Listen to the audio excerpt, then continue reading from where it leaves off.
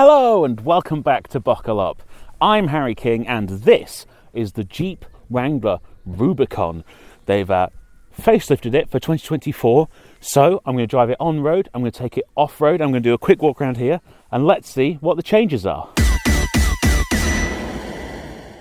Okay, well, excuse the POV, I am here by myself today, so I'm just going to hop on and do a sort of POV review of the Wrangler. We'll start here at the front. It's still got its classic Wrangler looks, so they've slightly shortened the 7-bar grille to make it appear slightly wider and meaner, I suppose.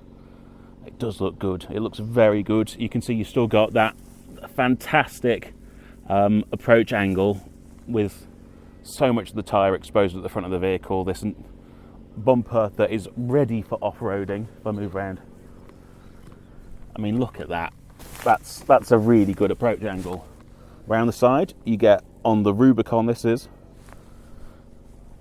17-inch wheels shod in off-road tyres. Look how meaty they are, lovely. Nice design on the wheels as well, and even though they're diamond cut, you don't have to worry about curbing them because look how much tyre there is. Also, sneaky little Willys Jeep hanging out in the middle there. Big Rubicon on the bonnet. Bit of ventage. I'm not sure that that's entirely functional. There seems to be a baffle below it. It might have an inlet somewhere, but it seems to mostly be for show. But you do have these rubber stops here, and that's because you can fold down this windscreen.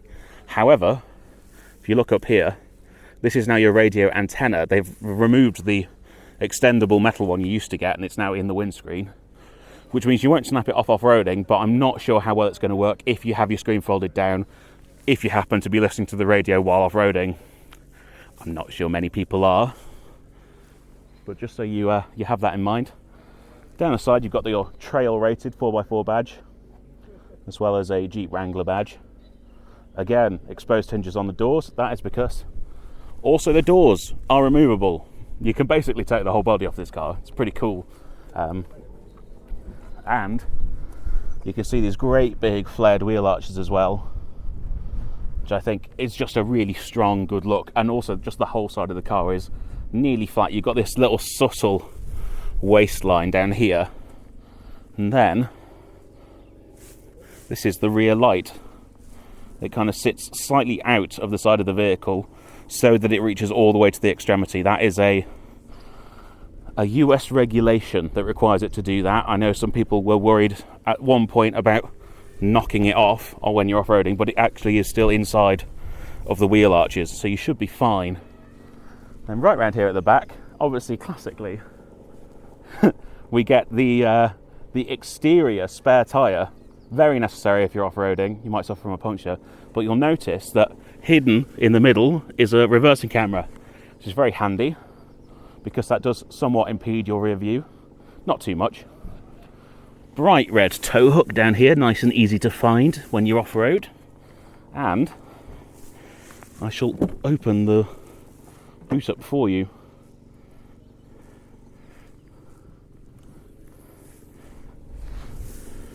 You can see it swings open sideways, and then you have this whole frame here inside the boot, and that's because not only do the doors and the windscreen fold down, but all of this roof can come off.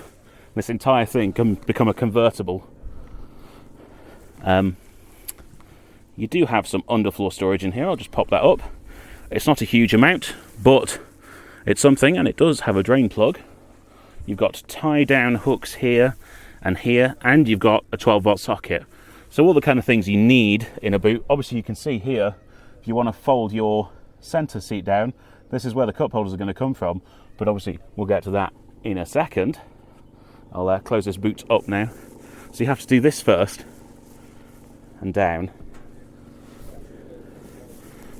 And then that shuts it in place.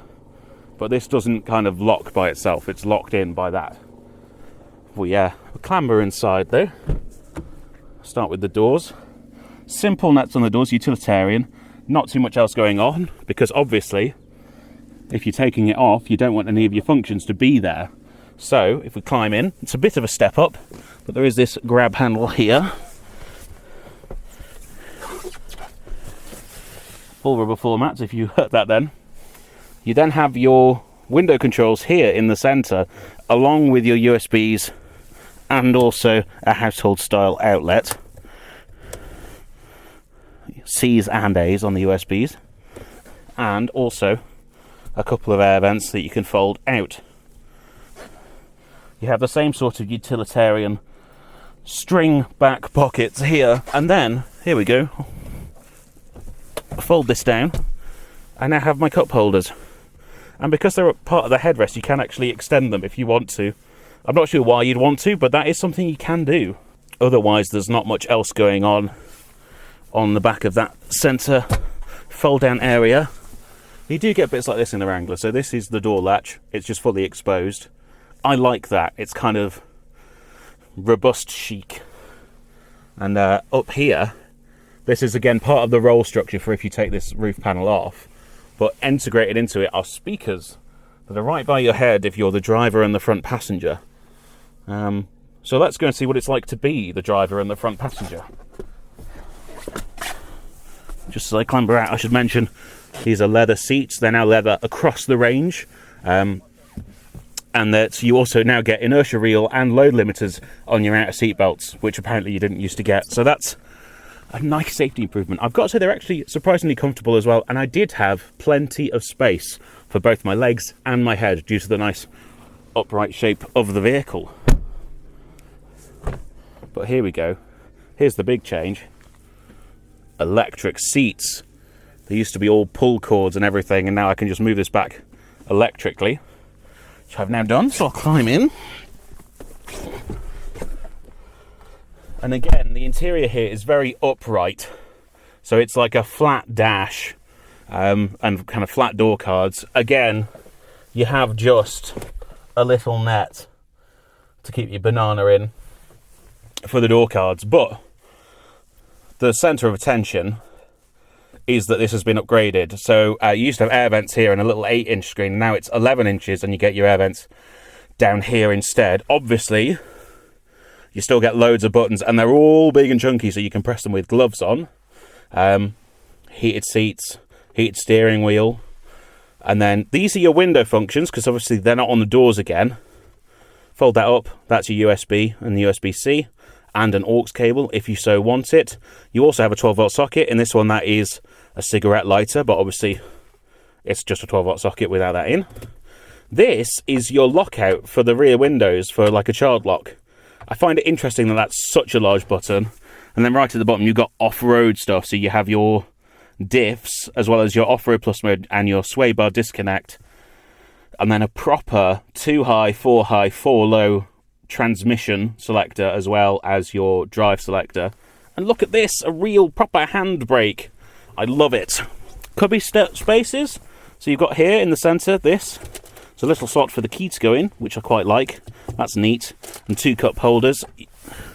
You have a double tiered centre console storage area, so I'll lift it up and it's massive in the bottom one. That's really handy to put stuff in. And then you also have a glove box, although it is oddly narrow. I'm not sure why, but there's only that much space in it. It is damp though, but it's fully plastic on the inside. And then again up here, it's kind of devoid compared to a normal vehicle, because this is where you release parts of the roof. You do have an SOS button up here and your mirror, obviously, but then generally your other buttons are here. Now you do get cruise control, including radar cruise control, which is a nice feature on a vehicle such as this, where often utilitarian vehicles, the manufacturer's going to go, oh, let's not bother, it's a utility vehicle. As well as your radio controls here. You've got dimmer switches and such back here, and then indicators and a wiper stalk, which I can't quite reach because the wheel's in the wrong place. There you go. Proper analog gauges with a little central digital display. But yeah, it's really great, and you get all your off-road display in the centre here if you want it. But a really thorough interior that's definitely designed with purpose. Just while I'm here, I'll say rubber floor mats, seats. Again, I'm very comfortable in this. There's enough room for my right arm, but it's nice to pop it out of the window still, and it's in just the right place. I'm sat well up high. Obviously, I've got amazing visibility. The door mirrors as well. You can see it's very easy because it's so upright and square. You just get a great view out. But let's see what the view out is like when we're driving.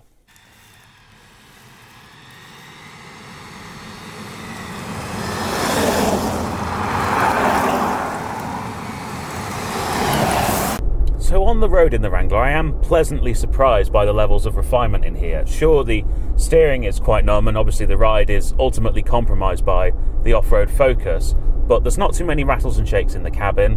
I'm not kind of getting seasick with the washiness of the suspension, and it's not too crashy or jittery over bumps. Obviously, there's a lot of roll and a lot of lean, and you can feel these off-road tyres when you put your foot down. There can be traction issues, especially in the wet. But on the whole, I think it's a thoroughly drivable car for road use. Of course, the main reason you have a car like this is so you can drive it off-road. So let's go and do some of that.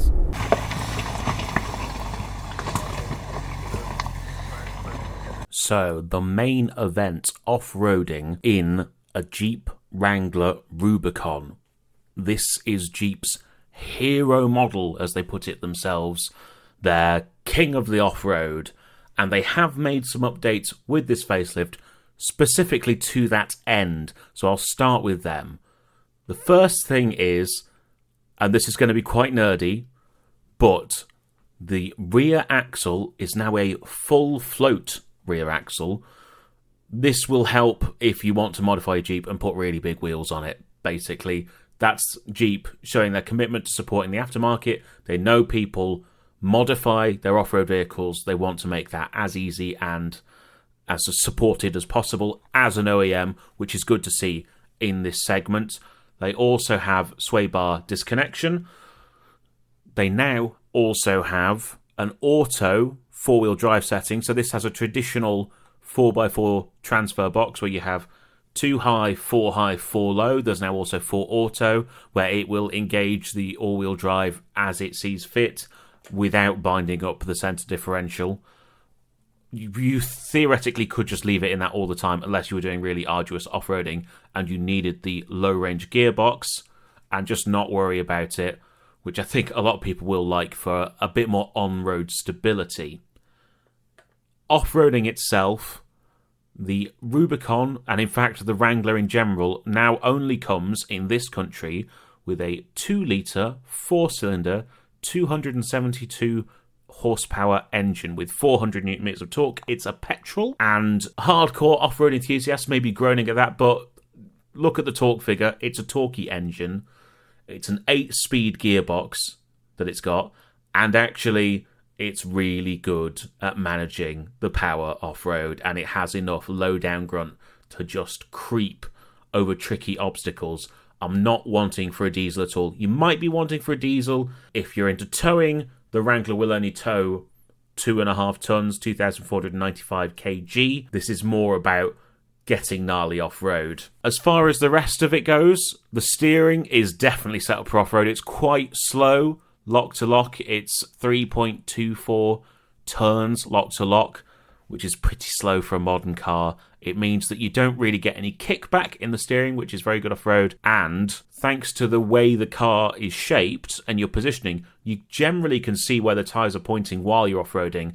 And it's very easy to stick your head out of the window or even take the door off to see what your wheels are doing. That is good, though, because there's not the most steering feel I wouldn't expect there to be in order to prevent that kickback. But the whole thing, the seating position, the controls, you can feel Jeep's knowledge about off-roading through them. All the pedal weights are perfect for just modulating and doing very difficult, complex off-road manoeuvres. It makes it a complete breeze.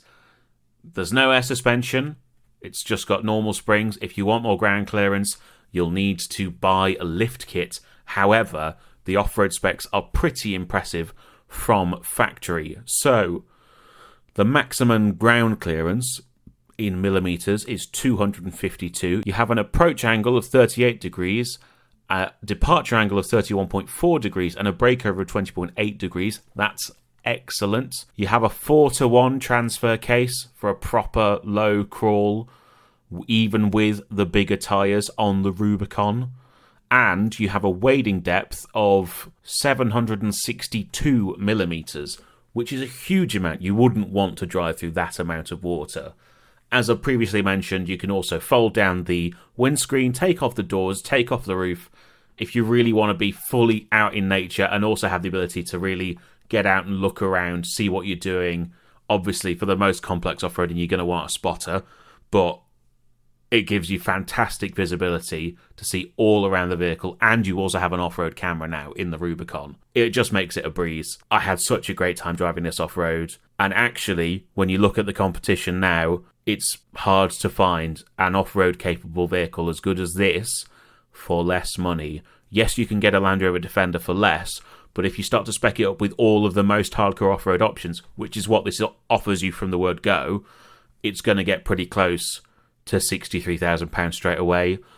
The new Toyota Land Cruiser is 75. The INEOS Grenadier is much more money. And while this may not have as good on-road manners as some of those vehicles, it will go toe-to-toe with them off-road, and you'll be very comfortable doing it, and you'll have a massive smile on your face. I certainly did. But let's go back and do a proper conclusion. So, the Wrangler, what do I think? Well, obviously, I love it. I love off-road vehicles. This is an excellent off-road vehicle, but also it's surprisingly good on-road. I like the engine. I like the fact you now have a larger infotainment screen that's very user-friendly, but I love the fact that it's still a proper Wrangler. Thank you so much for watching. Please remember to like, comment, and most importantly, subscribe. If you go down into the description, you'll find all the links to all our social media. You can also find 2 ways to support the channel. So we have channel memberships, and we also have merchandise, which I'm not currently sporting, but you could be if you follow that link. So please go and do one or all of those things, and I will see you next time. Bye-bye.